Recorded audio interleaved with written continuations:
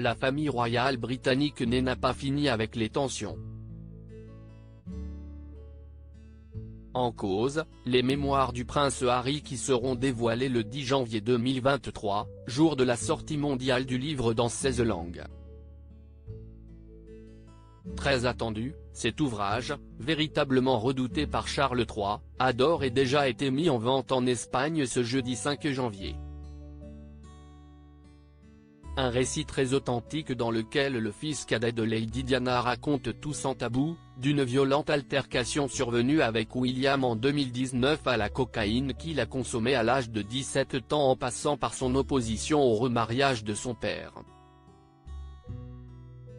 Des révélations fracassantes qui secouent actuellement le monde entier. Pourtant, comme le rappelle Omid Scobie, le biographe du duc et de la duchesse de Sussex, après de Yahoo! Ce vendredi 6 janvier, c'est en réalité Charles III qui a été le premier du clan Windsor à rompre avec le protocole royal. Arrêtez d'être choqués. Tout comme le nègre de Harry, le prince de Galles de l'époque a passé d'innombrables heures à s'asseoir pour des entretiens avec son biographe, explique le spécialiste du Gotha.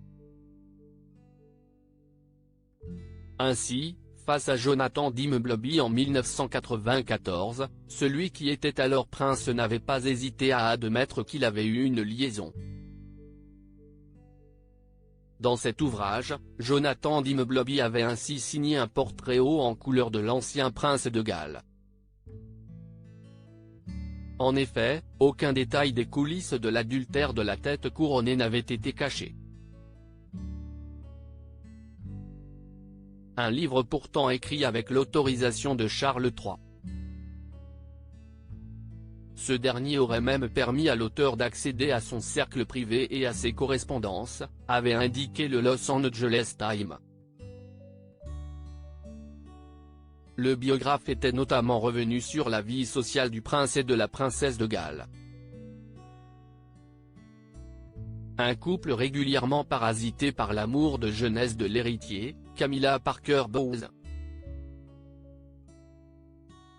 Jonathan Dimbleby avait également indiqué que les amants se voyaient rarement seuls car ils étaient souvent entourés d'amis. Le récit avait aussi insisté sur les longues dépressions de Diana, son narcissisme, et son goût immodéré pour sa promotion médiatique. Un ouvrage dans lequel Charles reconnaissait son incapacité à donner de l'affection à la mère de ses enfants.